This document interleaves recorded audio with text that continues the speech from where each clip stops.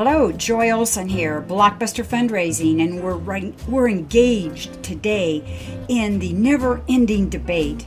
Should you write a short fundraising appeal letter, or will a longer one be more successful? Well, we've just finished the discussion what Jeff Brooks thinks, and Jeff knows what he's talking about, and he researches all of his and tests all of his findings. He wrote that great book about irresistible communications. You should get it. And he definitely prefers long, okay? And now we're going to talk about Gary Henricksen, and I'll give you the link to his work. But he says that his clients are always asking him, should I write a long or a short letter to be more successful? And he says that everyone's been told, don't write a fundraising letter, for heaven's sakes, that's longer than one page, because people won't read it. Okay, Gary says, and listen carefully here, this is a quote, "Thing is, people give when their emotions are engaged, and the resulting impulse is to give is rubber stamped by their intellect." And then he adds, here's what I mean. Whew. Renewing a donor? Here's what he means. Your donor wants to hear a great story about how she helped someone. Your donor wants to know how vital his donation will be. Your donor wants to know how much she's needed and appreciated.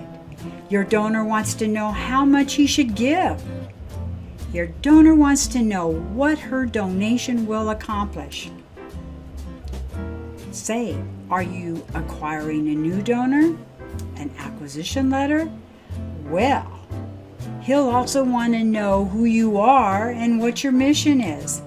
And besides delivering all the above information, you need to design the letter for both scanning and reading. You got that? Because most people really do scan.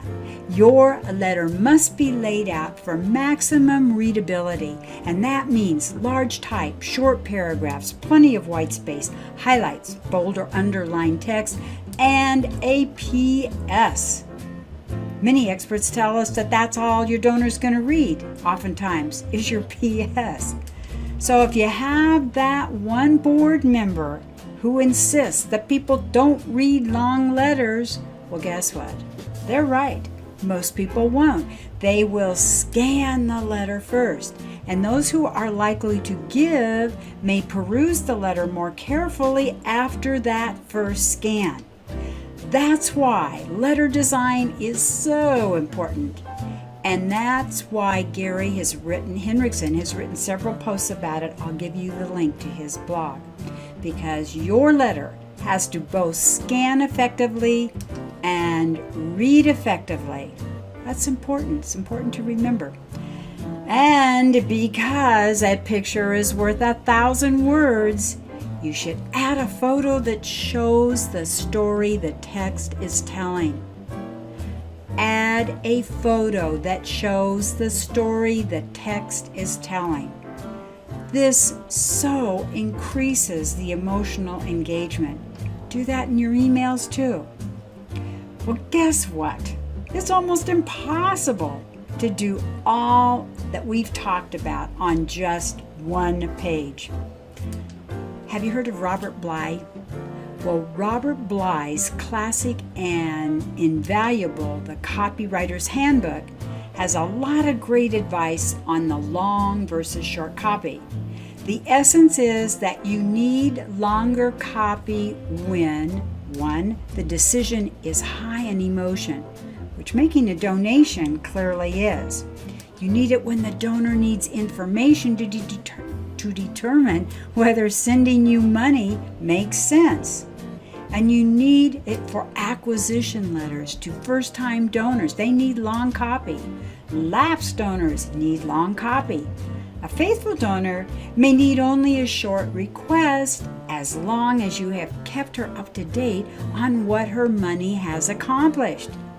But longer copy is still needed in your main fundraising appeals because donors want to keep hearing those heartwarming stories. Of course, using 2 pages is not a rule either. Gary says there are times when short copy fundraising is better. Perhaps these are those times. A reminder note at the end of the fiscal year. A thank you card in December that includes an end of the year return envelope. A postcard follow-up to a previous letter. An email following up on a letter.